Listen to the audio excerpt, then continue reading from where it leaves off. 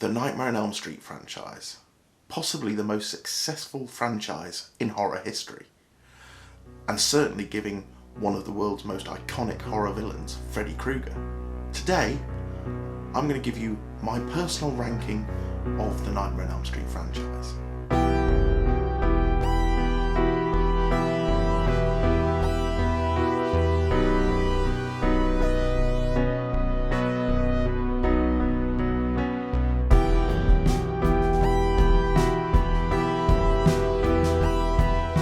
Hello and welcome to Everything Fear. I'm Kit Tinsley, horror author, film academic and general horror geek. If you enjoy this video, if you could consider subscribing, liking the video and tickling that bell icon to be notified of when we upload new content, that'd be great, thank you. Anyway, so today I'm going to be giving you my personal ranking of the Nightmare on Elm Street franchise. This is a completely personal list. Let me know what your ranking is in the comments below. So let's get things started. Number 9, the Nightmare on Elm Street remake, 2010. Where to start with this one? This is a film I was really excited for. I think Jackie Earle Haley is a great actor and was a great choice to take over the iconic role of Freddy Krueger. Samuel Bayer's visual style in his music videos has always appealed to me, and the trailer got me really pumped for this film. The first time I watched it, I really enjoyed this film, but I think that was just because I wanted to enjoy it. When I went away, I realised just how bad a film this really is when I thought about it. It was a completely wasted opportunity. Jackie Earle Haley did a good job with what he had to work with. I think that the way his makeup limited his expression ruined his performance. The great thing about Freddy, after all, is that he isn't a faceless killer. He has a personality. The script had some good ideas, but never managed to live up to them. Bayer's visual style is perhaps the best thing about this film. The performances of the rest of the cast, in particular Rooney Mara, who I think is a great actress, are really half-hearted. But the biggest problem with this film is I just think it's just so bleak and depressing. There's no fun to be had in this film. Number 8, Freddy's Dead, The Final Nightmare. The last film in the original franchise, and possibly a film too far. The timeline and logic and rules of the earlier movies are completely abandoned here. Freddy is reduced to a slightly less scary Bugs Bunny-esque character. It's all quips and gimmicks. Gimmicks is in fact key to this movie.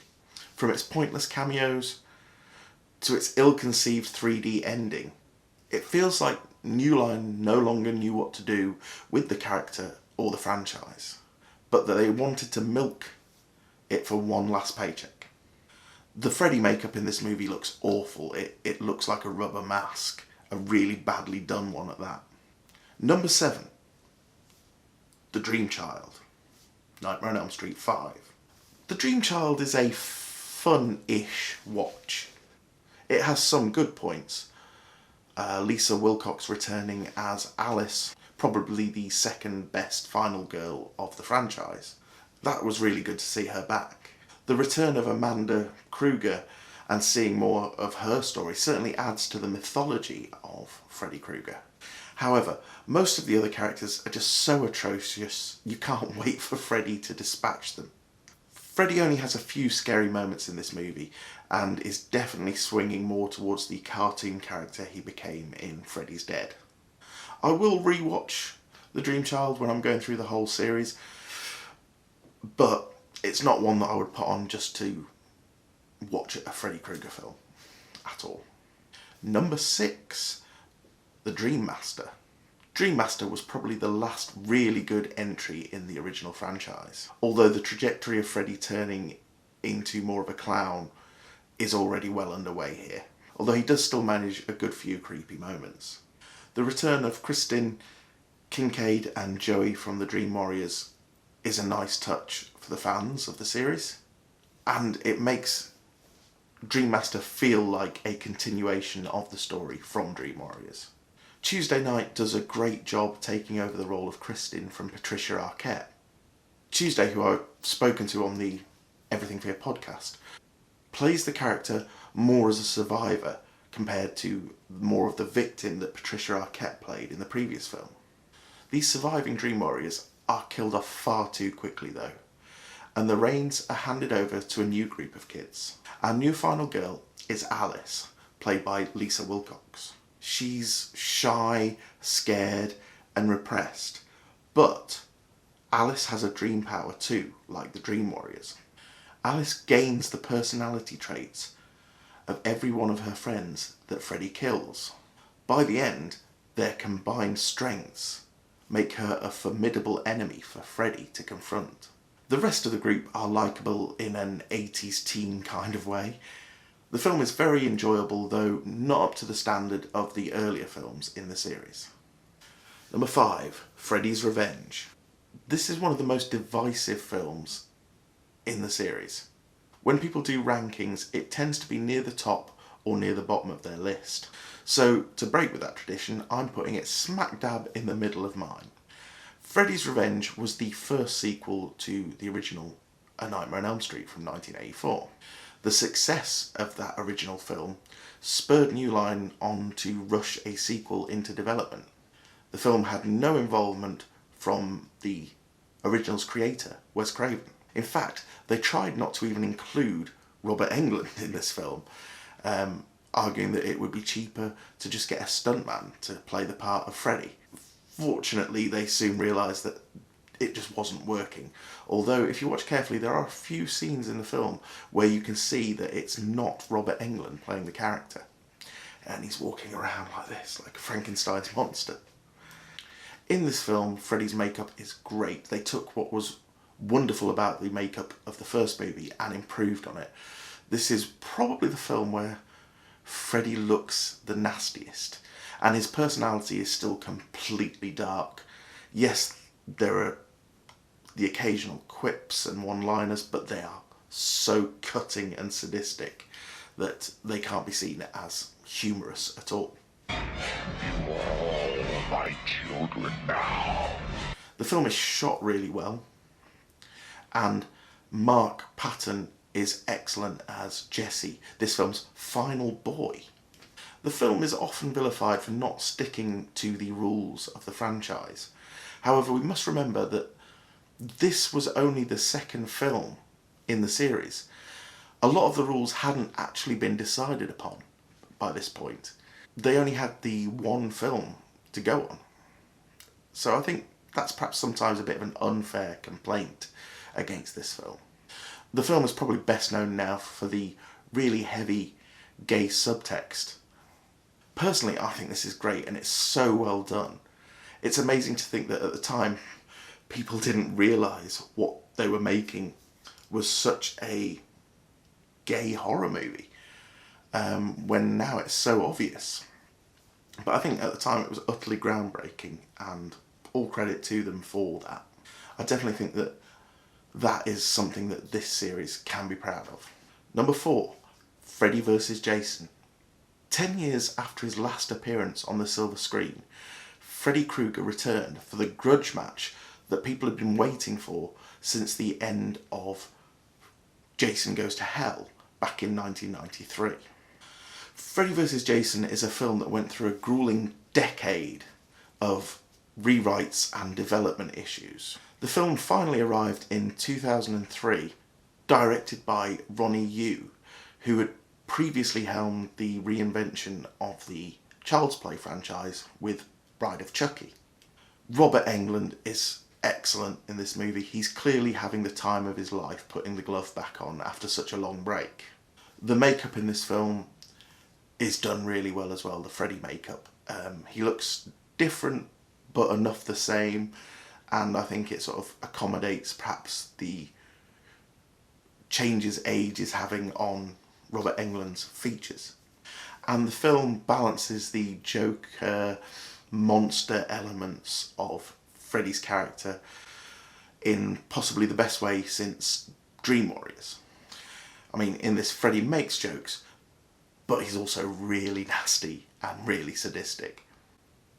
Great fun film. Number 3.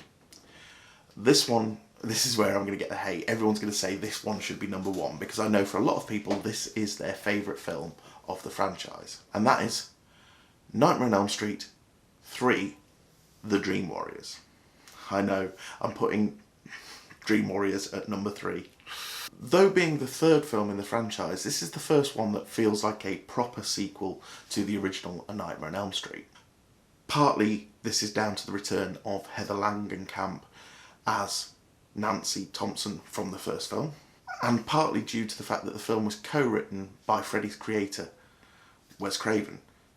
This is probably the most fun and entertainingly rewatchable entry in the entire franchise. I'm not arguing that at all.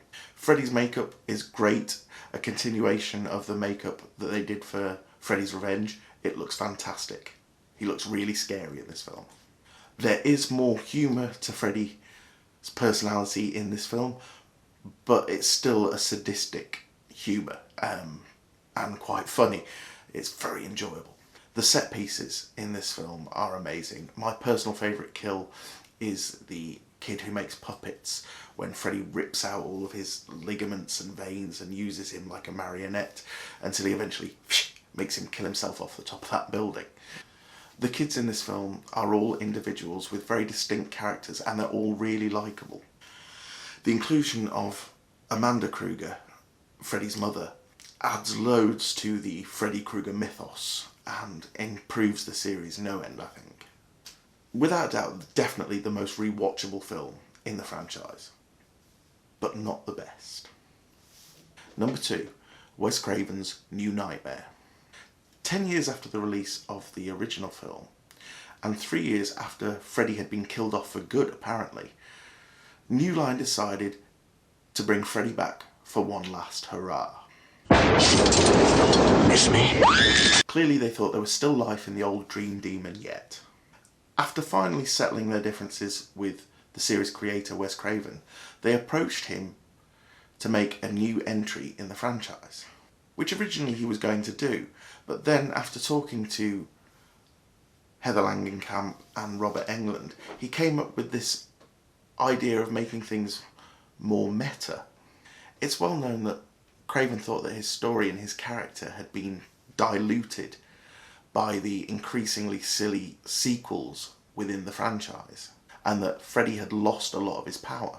This turned out to be just the inspiration that Wes Craven needed. The film takes a postmodern approach, blending the lines of fact and fiction. It follows the makers of the Elm Street series as they try to make a new entry. But an ancient evil entity has been trapped within the story for the last decade and has grown to like the form of Freddy Krueger. This entity begins stalking and killing the makers of the franchise. Heather Langenkamp returns playing herself along with John Saxon. Wes Craven plays himself, as does the series producer Robert Shea. Robert Englund plays both himself and this new demonic version of Freddy Krueger. I absolutely love the look of Freddy in this movie. He's so much more stylized with the leather trousers, the bolder colours, the hat, the coat, and the makeup. It's really stylized. It doesn't look like a real Burns victim, but it looks really intimidating, and they've bulked him up a bit to make him seem like a more imposing figure. The film, alas, wasn't overly successful at the time. It turns out that audiences in 1994 weren't ready for postmodern meta horror. However, 2 years later they would be, when Wes Craven brought out Scream, the meta slasher film that changed horror cinema for the entire remainder of the 90s. You could almost see New Nightmare as a test run at postmodern horror for Wes Craven. But that really lowers the value of New Nightmare in its own right, because yes, Scream has this whole self-referential thing going on, but New Nightmare goes at postmodernism full tilt with this blurring of the lines between fact and fiction, reality and dream, film and the real world. Absolutely brilliant film, and without a doubt the cleverest film in the franchise. Well, thank you very much for sticking around this long. At number 1, anyone familiar with my podcast or my other videos on my channel will know that there was only ever going to be one film in the number 1 spot for me, and that was the original 1984 A Nightmare on Elm Street. This is my favourite horror film of all time. In fact, I have a whole video about it up there. What is it that I love about this film so much? Well, the simple answer is absolutely everything. It's just a fantastic horror movie. A premise so intriguing and terrifying. A killer who gets you in your dreams. Everyone needs to sleep. It is a biological imperative. There is no hiding from this monster. There is no safety for anyone. Casting is superb. Robert Englund as Freddy is just amazing. I mean, I know that originally it was going to be David Warner, and if the original film could still exist with Robert Englund, but I could see an alternate universe version with David Warner, I would love that, because David Warner is a fantastic actor. Craven is a genius storyteller, but he's also a very intelligent man, and he understands symbolism and myth, and all of these things merge together to become the perfect storm that is A Nightmare on Elm Street. Well, thank you very much for joining us today, and I hope to see you next time. Until then, stay scared.